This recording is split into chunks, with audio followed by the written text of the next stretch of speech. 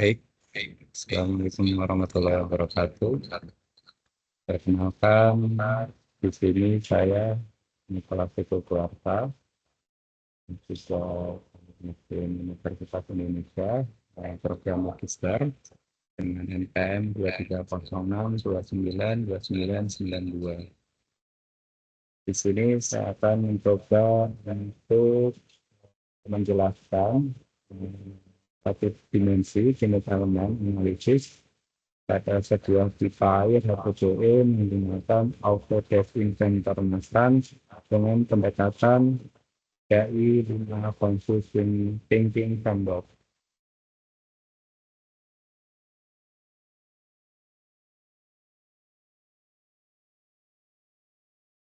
Jadi apa itu DAI 5?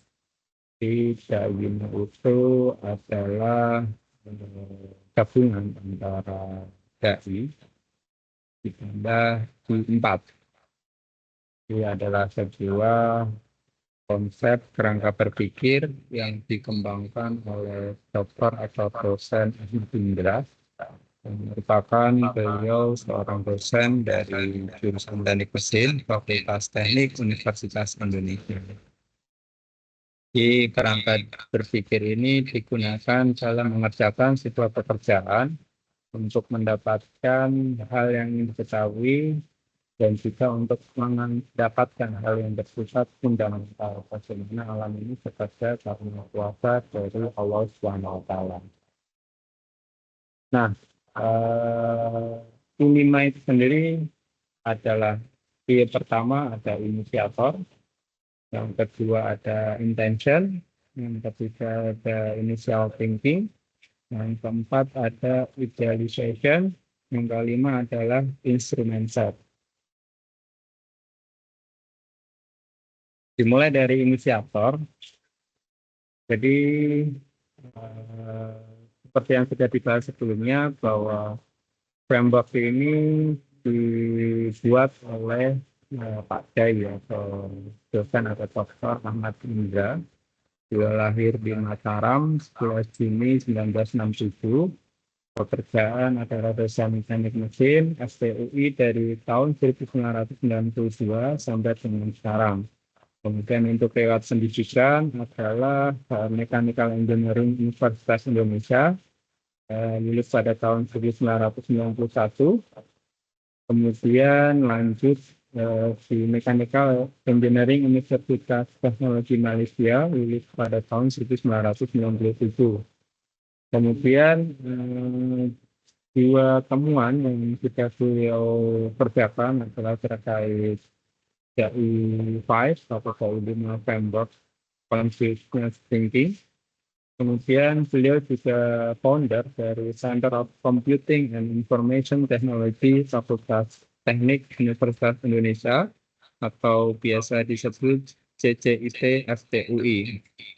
Kemudian untuk analisis untuk publikasi ada beberapa, diantaranya adalah analisis aliran sekunder pada saluran segi 4 dengan teknik computation fluid and dynamic, analisis hambatan benda tumpul model bentuk sheet dengan teknik komputasi fluid dynamic, desain gesek aliran pada saluran persegi panjang berbahan plastik noril, ikhtisar aplikasi CFD pada studi dispersi thermal. Dan masih banyak lagi publikasi-publikasi yang lain yang dapat kita lihat pada akun Google Scholar Pak Dai. Nah, di sini referensinya saya ambil dari web RTUI, next.eng.ui.ac.id untuk profil dosen Ahmad Indra Siswantara. Kemudian untuk yang berikutnya atau intention atau dalam bahasa Indonesia itu berarti niat atau tujuan. Niat saya adalah ketika menganalisis pipa HDP itu karena pipa ini sering saya jumpai di rumah, yang mana fungsinya adalah sebagai penyalur air bersih dari perusahaan air minum atau yang kita kenal sebagai PAM ke rumah-rumah penduduk. Maka tujuan saya menganalisis pipa HDPE ini adalah sebagai berikut. Yang pertama, untuk memenuhi tugas mata kuliah, finite elemen, dan multifisik. Kemudian mengidentifikasi titik-titik konsentrasi tegangan pada pipa HDPE di bawah gaya tertentu, mengoptimalkan desain pipa berdasarkan hasil simulasi untuk meningkatkan daya tahan dan mengurangi risiko kegagalan. Kemudian bagaimana pipa HDPE bekerja terhadap faktor eksternal dan internal. Kemudian pembuktian teori yang pernah saya dapatkan di kelas. Yang berikutnya adalah mengetahui lebih mendalam tentang bagaimana alam bekerja dan peran dari sang pencipta.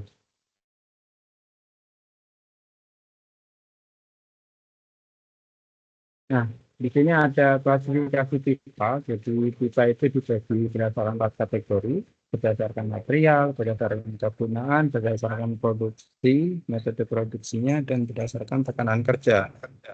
Untuk material, berdasarkan material dibagi menjadi plastik, logam, beton, dan keramik, dan komposit. Kemudian untuk kegunaan, untuk distribusi air, distribusi minyak gas, drainase, irigasi, HVAC. Kemudian untuk metode produksinya ada dengan dilas, tanpa dilas, atau proses berlapis. Kemudian untuk tekanan kerjanya adalah tekanan tinggi dan tekanan rendah. Untuk pipa HDPE sendiri tergolong dari materialnya adalah material plastik jenis polyethylene. Kemudian untuk kegunaannya adalah untuk distribusi air. Kemudian untuk metode produksinya adalah tanpa las. Kemudian tekanan kerjanya adalah tekanan rendah seperti itu. Berikutnya adalah terkait initial thinking atau pemikiran awal. Jadi di sini saya definisikan beberapa hal yang berkaitan dengan pipa. Di pipa yang akan saya analisis adalah pipa dengan diameter dalam sebesar 25,4 mm atau 1 inch. Kemudian ketebalan pipanya adalah 2,5 meter, artinya outer diameternya adalah 30,4 mm. Kemudian untuk panjang pipa adalah 3 meter atau 3000 mm. Berikutnya pipa ditopang di kedua ujungnya. Jadi ini dianalogikan pipa HDPE di instalasi di rumah itu berada digantung di kedua titik. Kemudian pipa yang akan dianalisis di dalamnya terdapat air dari pump yang memiliki suhu di sini sebesar suhu kamar, suhu ruang, yaitu sebesar 27 derajat Celcius. Kemudian untuk idealisasi itu di bahasa Indonesianya artinya adalah ideal atau standar. Jadi di sini beberapa parameter saya asumsikan dalam kondisi standar atau homogen.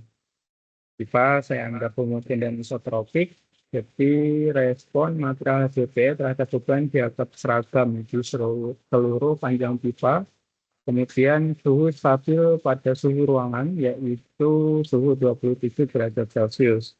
Kemudian beban internal diasumsikan terdistribusi secara merata di seluruh permukaan bagian dalam pipa dan geometri pipa dianggap sesuai dengan yang ada di initial thinking. Jadi terkait diameter dalam, diameter luar, kemudian tebal pipa, kemudian panjang pipa yang akan dianalisis. Kemudian analisis dilakukan dalam domain linear elastis yang berarti deformasi dianggap kecil dan hubungan tegangan-tegangan dianggap linear. Air yang berada dalam pipa seperti air yang pada umumnya misal kita asumsikan adalah dengan pH netral atau 7. Kemudian pipa ditopang pada satu titik di kedua ujungnya. Kemudian tidak ada gaya eksternal yang bekerja pada pipa. Jadi asumsinya adalah pipa ini dalam kondisi diam, namun di dalamnya terdapat fluida air yang mengisi seluruh ruang di dalam pipa. Nah, kemudian terkait instruction set-nya, instruction set dalam bahasa Indonesia berarti perlengkapan atau alat bantu yang digunakan. Nah, di sini saya menggunakan software Autodesk Inventor Nastran. Jadi ini adalah salah satu opsi yang bisa kita gunakan. Pada dasarnya banyak sekali software yang bisa kita gunakan. Nah, makanya dalam DAI 5 framework ini instruction set diletakkan di I yang paling terakhir karena jangan sampai pola pikir kita itu terbalik, mementingkan software atau alat yang digunakan dibandingkan dengan II yang sebelumnya, intention, initial thinking, idealization, dan sampai yang terakhir adalah instruction set-nya. Jadi sebelum masuk ke tutorial menggunakan Autodesk Inventor, jadi terkait dari file framework ini ada beberapa manfaat yang bisa diperoleh, yaitu dalam menyelesaikan sebuah masalah kita membutuhkan sebuah framework untuk membantu menyelesaikan atau memberi guidance atau urutan langkah yang perlu dilakukan dalam analisis suatu masalah. Kemudian alat bantu adalah kebutuhan terakhir. Nah, makanya instruction set diletakkan di titik terakhir. Kemudian selain objek terdapat apa yang sedang dikerjakan atau yang fundamental. Nah, ini terkait dengan intention. Jadi selain belajar terkait ilmu pengetahuan, kita juga harus memahami bahwa hardware atau yang berkaitan dengan intention itu bagaimana kita bisa menyadari bahwa alam ini bekerja dengan kendali Sang Pencipta. Kemudian pola pikir dalam mengerjakan suatu hal harus benar sehingga hasil yang didapat sesuai dengan kebutuhan. Jadi kita harus tahu dulu apa saja target yang ingin didapatkan, kemudian apa yang bisa kita asumsikan, apa idealisasikan sebelum kita masuk ke tahap terakhir yaitu penyelesaian menggunakan sebuah alat bantu. Kemudian kita jangan sampai hanya menjadi pengguna, tapi juga bisa menjadi sebuah pemain, seorang pemain dalam pengembangan teknologi. Kemudian untuk mengerjakan sebuah pekerjaan atau menganalisis sebuah permasalahan dibutuhkan 4 item yaitu software, hardware, dan yang terakhir adalah firmware. Oke, itu untuk sedikit teori terkait penyelesaian satu di elemen menggunakan PEM untuk pipa air HDPE dengan pendekatan DAI 5 Confused Thinking Framework menggunakan Autodesk Inventor Nastran. Nah, sekarang kita coba untuk membuat penyelesaian untuk kasus yang kita bahas sebelumnya, yaitu adalah sebuah pipa. Nah, di sini kita buat dulu karena ini satu dimensi. Jadi kita cukup membuat sebuah sumbu dari pipa ya. Ini kita hitung adalah 3000 mm. Dan kalau sudah kita pencet OK, kemudian finish sketch. Tahap berikutnya adalah dengan memilih fitur environment. Sini ada Autodesk Inventor Nastran. Kita klik. Kemudian untuk material bisa kita pilih. Material yang kita gunakan ada di sini. Kita bisa memilih material standar yang ada di Autodesk Inventor Nastran. Kita pilih polyethylene. Polyethylene HDPE, kemudian cukup klik OK. Nah, kemudian kita pilih OK juga. Untuk step berikutnya adalah visualisasi. Dan di sini kita milih untuk tipenya adalah line element atau elemen garis. Kemudian kita pilih elemen struktur yang akan kita analisis dari bar, elemen kita pilih cross section, kemudian materialnya kita pilih polyethylene HDPE, cross section di sini kita pilih yang tube atau pipa, masukkan diameter luarnya 1,4, diameter dalamnya adalah 25,4. Kita pilih OK. Kemudian pilih strukturnya, klik OK. Langkah berikutnya adalah kita constraint. Jadi peka ini di constraint atau dikunci di kedua ujungnya. Ini saya pilih ujung 1, ujung ke ujung 2, kita pilih OK, fix jadi derajat bebasnya kita kunci. Oke, setelah OK, lanjut kita masuk ke loading. Loadingnya adalah kita asumsikan dari berat air sendiri. Setelah dihitung berat air yang ada di dalam pipa itu adalah sebesar 15,2 Newton. Kemudian posisinya itu adalah di pipa, dalam pipa searah dengan sumbu Y. Kita pilih OK. Nah, setelah itu kita meshing. Di sini untuk meshingnya kita pilih ukuran mesh yang terkecil. Kemudian kita generate mesh. Kita pilih OK. Kemudian setelah selesai untuk meshing, kita lanjut di proses running. Kita simpan untuk menganalisis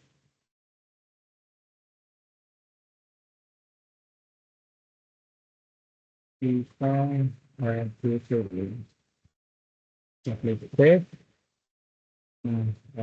ini softwarenya sedang running untuk melakukan analisis, jadi kita hanya perlu menunggunya sampai nanti ada notif bahwa penyelesaian untuk analisis ini sudah selesai. Ini kita notif bahwa penyelesaian ini sudah selesai. Oke, sudah kita dapatkan beberapa analisis. Yang pertama adalah terkait stres atau tegangan. Jadi bagian yang mengalami tegangan paling tinggi itu berada di kedua ujungnya, disebutkan berdasarkan warna merah. Jadi merah ini adalah menandakan yang paling tinggi, yaitu sebesar 0,337 megapascal. Kemudian bagian yang paling aman yang berwarna biru adalah di kedua bagian yang melandai, kanan dan kiri. Kemudian untuk yang posisi tengah, dia posisinya adalah menengah. Kemudian untuk displacement, bisa kita lihat, displacement terjauh terdapat pada bagian tengah, disebutkan dengan warna merah, yaitu sekitar 3,439 mm. Kemudian bagian ujung kecil mengalami displacement. Kemudian menuju ke tengah dia mulai menengah, kemudian semakin tinggi. Kemudian untuk rotasi, di sini untuk nilai rotasinya bagian tengah itu relatif kecil, yang tengah, yang puncak dia relatif kecil, Kemudian yang melandai ini adalah pada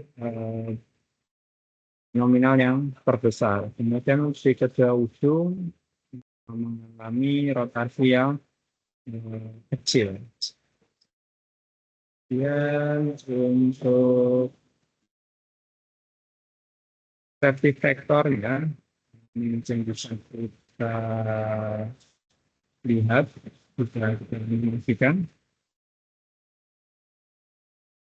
Jadi untuk safety faktornya